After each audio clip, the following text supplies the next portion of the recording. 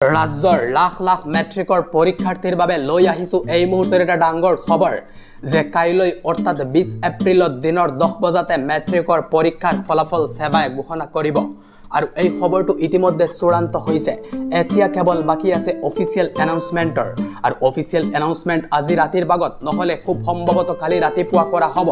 যিদৰে যোৱা বছৰ শিক্ষামন্ত্ৰীয়ে ফলাফল ঘোষণাৰ দিনাই টুইট যোগে জনাইছিল যে আজি ফলাফল দিয়া হ'ব বুলি ঠিক একেদৰে হয়তো কাইলৈ মুখ্যমন্ত্ৰী বা শিক্ষামন্ত্ৰীৰ তৰফৰ পৰা টুইট যোগে ঘোষণা কৰা হ'ব ফলাফলৰ কথা কিন্তু এই মুহূৰ্তৰ যেটো ডাঙৰ খবৰ এইটো হৈছে কাইলৈ সেৱাই মেট্ৰিকৰ পৰীক্ষাৰ ফলাফল দিনৰ 10 বজাতে ঘোষণা কৰিব আৰু এই সন্দৰ্ভত আপোনালোকে স্ক্ৰিনত প্ৰত্যক্ষ কৰিছে এটা নোটিছ যত কোৱা আছে যে board of secondary education Assam Bamuni Maidan Guwahati Assam আৰু তলতে লিখা আছে HSLC examination result 2024 will be declared on 24/2024 at 10 am অর্থাৎ মেট্ৰিকৰ পৰীক্ষাৰ ফলাফল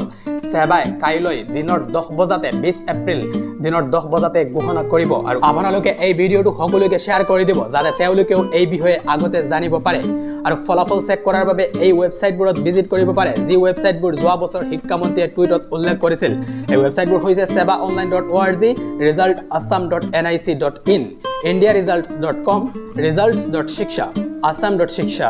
exametc.com school9.com assamresult.in jagoranjos.com vidyavision.com এই ওয়েবসাইটবোৰতে কাইলৈ দিনৰ 10 বজাতে ফলাফল উপলব্ধ হ'ব আৰু আপোনালোকে এই চেনেলটো সাবস্ক্ৰাইব কৰি ৰাখিবলৈ নাপাহৰিব যাতে মেট্ৰিক আৰু এইচএছৰ যিকোনো লেটেষ্ট আৰু সঠিক খবৰ সকলোতকৈ আগতে লাভ কৰিব পাৰে